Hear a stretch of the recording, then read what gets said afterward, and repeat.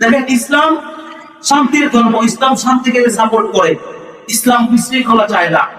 ইসলাম ধর্মের শিক্ষা হলো যে ইসলামী রাষ্ট্রে যারা সংখ্যালঘু থাকবে, বিধর্মীরা থাকবে, তারা তাদের ধর্মীয় জায়গায়, তারা যেমন হিন্দুদের মন্দির আছে, খ্রিস্টানদের গির্জা আছে, তারা খ্রিস্টানরা তাদের গির্জার মধ্যে, হিন্দুরা তাদের মন্দিরের মধ্যে তারা উৎসব পালন করবে। এতে মুসলমানরা তাদেরকে কোনো বারণ করবে না বা নিষেধ করবে না। এখন হযরত ওমর ফারুক রাদিয়াল্লাহু তাআলা শাসন আমলে বিদেশীরা যখন উপাসনালয় বানাইতে চাইলো, ওমর ফারুক রাদিয়াল্লাহু তাআলা তাদেরকে অনুমতি দিয়েছেন, তাদেরকে নিষেধ করেন নাই। আর ইসলামের একটা শিক্ষা হলো, যারা অমুসলিম যতক্ষণ পর্যন্ত তারা আমাদের ধর্মের বিপক্ষে, ইসলামের বিপক্ষে যতক্ষণ পর্যন্ত তারা কোনো ষড়যন্ত্র না করবে, মুসলমানরা তাদেরকে আক্রমণ করা বা তাদেরকে কোনোভাবে কষ্ট দেওয়া মুসলমানদের জন্য জায়েজ হবে না। এমনকি যদি কোনো মুসলমান অন্যায় ভাবে কোন ইহুদি না, যদি কোনো মুসলমান অন্যায় ভাবে কোনো বিধর্মী অথবা সংখ্যালঘুকে হত্যা করে, আল্লাহ রাসূল সাল্লাল্লাহু আলাইহি ওয়াসাল্লাম সহিহ বুখারী 3166 নম্বর হাদিসের মধ্যে বলে, মান কাতালা মুআহিদান, যে ব্যক্তি অন্যায় ভাবে কোনো মুআহিদকে হত্যা করবে, মুআহিদ মানে যে ব্যক্তি মুসলমানদের সাথে চুক্তি করে মুসলমান রাষ্ট্রে, ইসলামী রাষ্ট্রে থাকে, লাম ইয়ারিহা রাইহাতাল জান্নাহ, ওই ব্যক্তি জান্নাতের ঘ্রাণও পাবে না। ওই রাইহা তুজাদু মিন মাসিরাতি 40 আমান, যদিও জান্নাতের ঘ্রাণ 40 বছর দূরের রাস্তা থেকে পাওয়া যায়। তো এই হাদিস থেকে আমাদের জন্য শিক্ষা, যতক্ষণ পর্যন্ত বিধর্মীরা তারা তাদের উপাসনালয়ে তাদের ধর্ম পালন করবে, আমরা তাদেরকে কোনো বাধা দিব না।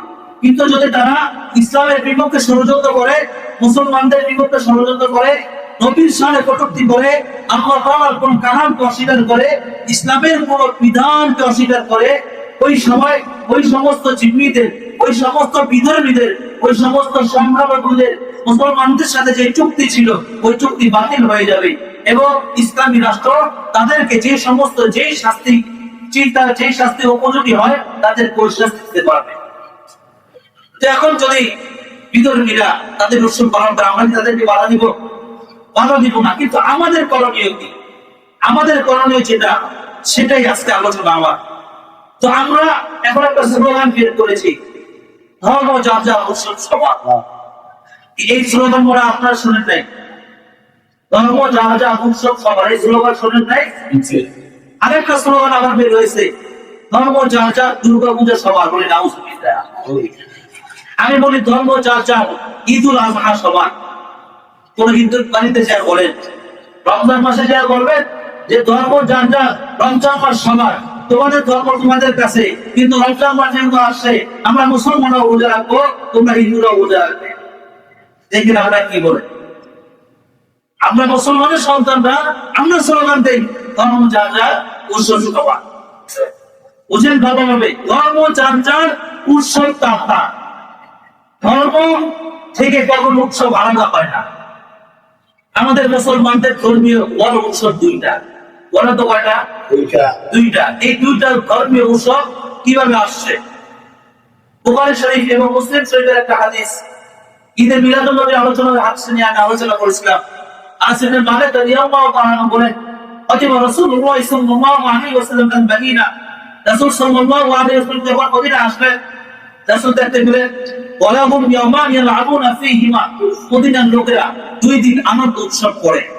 ফাকালা মা হাদানি ইয়াওমা, রাসূল সাল্লাল্লাহু আলাইহি ওয়াসাল্লাম মদিনার লোকদেরকে জিজ্ঞেস করলেন, তোমরা এই দুই দিন কেন উৎসব করো? মদিনার লোকেরা বলল, কুননা নালআবু ফীহিমা ফিল জাহিলিয়া, হে নবী, আমরা যে এই দুই দিন উৎসব পালন করি, এই দুই দিন উৎসব আমরা জাহিলিয়াত যুগ থেকে পালন করে আসতেছি। কোন যুগ থেকে? কোন যুগ থেকে? জাহেলি যুগ থেকে। আপনাদের যদি বড় হয় সময় বেশি যাইতেছে, আমি এখানে শেষ করে দিব, কিন্তু ঘড়ির দিকে কেউ তাকাবেন না, বারবার কেউ ঘড়ির দিকে তাকাবেন না। তো রাসূল সাল্লাল্লাহু আলাইহি ওয়াসাল্লামকে আল্লাহ তাআলা প্রেরণ করেছেন জাহেলি যুগের সাথে সম্পর্ক রক্ষা করার জন্য, নাকি জাহেলি যুগকে মিটিয়ে দেওয়ার জন্য? কথা বলতো, জাহেলি যুগকে মিটিয়ে দেওয়ার জন্য। সবকিছু তো ভুলে যান, কত জমা আগে জমায় তো বললাম কলালি খামসাতু আসমাই, রাসূল বললেন আমার পাঁচটা নাম, আনা মুহাম্মদ ওয়া আনা আহমদ ওয়া আনা আল-ওয়াহি। ওয়াহি কেন নাম হয়েছে? আল্লাযী ইয়ামহুল্লাহু বিহিল কুফর, কারণ আল্লাহ রাব্বুল আলামিন আমার মাধ্যমে কুফরকে জাহিলিয়াতকে নষ্ট করে দিবেন।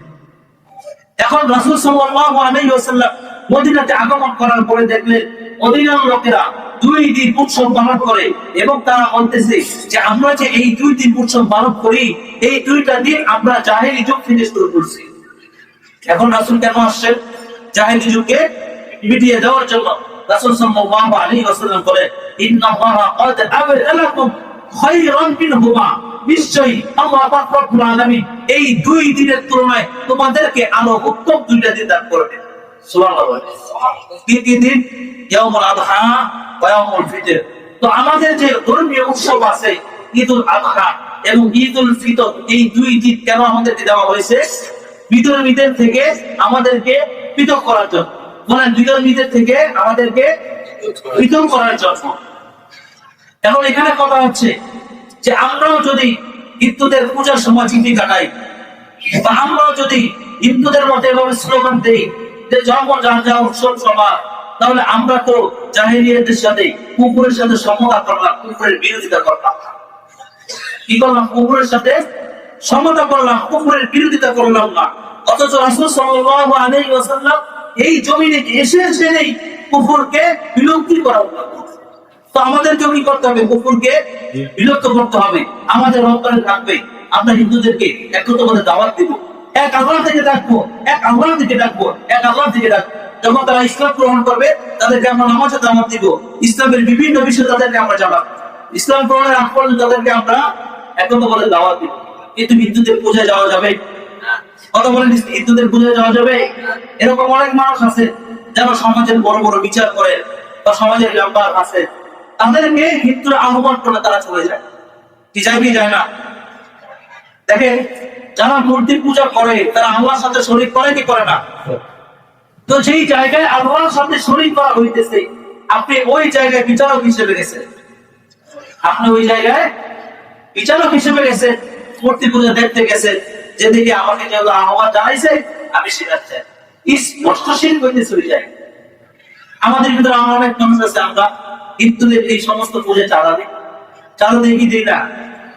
কথা বলেন তো, চাঁদার আলোচনা একটু পরে আসে। তো আমরা কি জানলাম যে ধর্ম যা উৎসব তা, ধর্ম থেকে উৎসব কখনো আনানো হয় না।